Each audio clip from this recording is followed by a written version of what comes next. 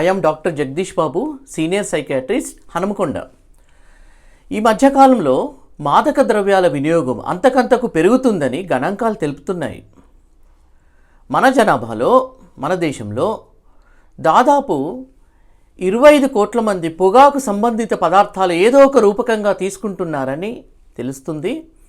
అలాగే ఆల్కహాల్ 15 కోట్ల మంది, గంజాయి 3.5 కోట్ల మంది, ఇతర మాదక ద్రవ్యాలు డ్రగ్స్ 5 కోట్ల మంది తీసుకుంటున్నారు. అంటే 1/3 జనాభా ఏదో ఒక విధంగా ఈ పదార్థాలు తీసుకుంటున్నారు అని తెలుస్తుంది. ముఖ్యంగా తీసుకునే పదార్థాలు ఏంటంటే ఆల్కహాల్, పొగాకుతో పాటు కన్నాబిస్ అంటే గంజాయి, cocaine, ketamine, crystal meth, heroin, MDMA, ketamine. So ఇవి తీసుకుంటూ ఉండగా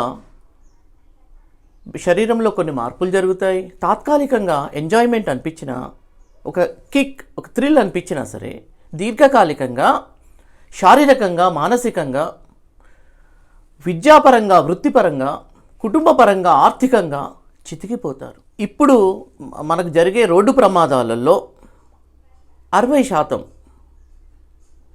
ఘోరాలు నేరాలలో 50%, గృహహింసల్లో 40% ఈ మత్తు ప్రభావం వల్ల జరుగుతున్నాయని స్టాటిస్టిక్స్ తెలుపుతున్నాయి. మరి ముఖ్యంగా యువతలో 50% ఆత్మహత్యలు ఈ మత్తు ప్రభావం వల్ల జరుగుతుంది. అంటే పరిస్థితి ఎంత తీవ్రంగా ఉందో మనము గ్రహించాలి.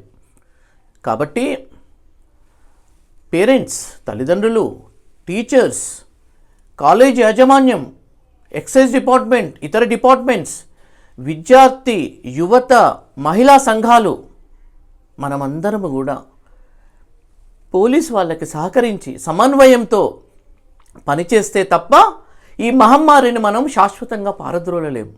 Prevention is better than cure. మనకు ట్రీట్మెంట్ కంటే కూడా నివారణ చాలా సులువు, అదే నిజమైన మార్గం.